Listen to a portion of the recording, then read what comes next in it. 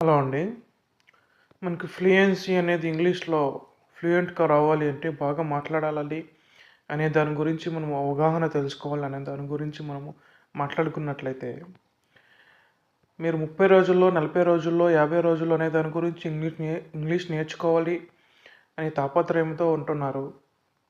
ఏ book చూసినా, ఏ news చూసినా, ఏ YouTube చూసినా, ఎక్కడ చూసినా కూడాను మనకు 30 రోజుల్లో, 40 రోజుల్లో, 50 రోజుల్లో అనే దాని గురించి ఇంగ్లీష్ నేర్చుకోవచ్చు. నేర్చుకునేటువంటి టెక్నిక్స్ అనేది అందులో ఉంటాయండి. అంటే మనకి ఒకటి మనం అర్థం చేసుకోవాలి అండి.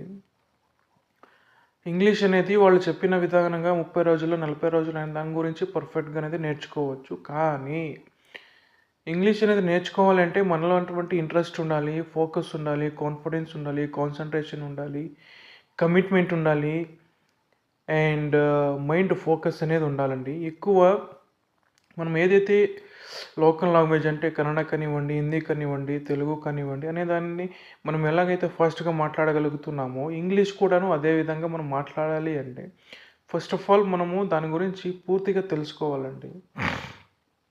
పూర్తిగా తెలుసుకోకపోయినా పర్వాలేదండి. బేసిక్స్ కూడా మనకి రాకపోతే just you should be try every day, every day, every day, every day. You will be practice. That means try again and again, again and again, again and again. So మీరు ఎప్పటిదాకా అయితే training అనేది చేస్తూ ఉంటారో, ప్రాక్టికల్గా practice చేస్తూ ఉంటారో, so అప్పుడైతే కానీ మీకు ఇంగ్లీష్ అనేది రాదండి. For example, how are you, what are you doing, ఈ బేసిక్ అనేది మనము ఈజీగా చెప్పగలమండి.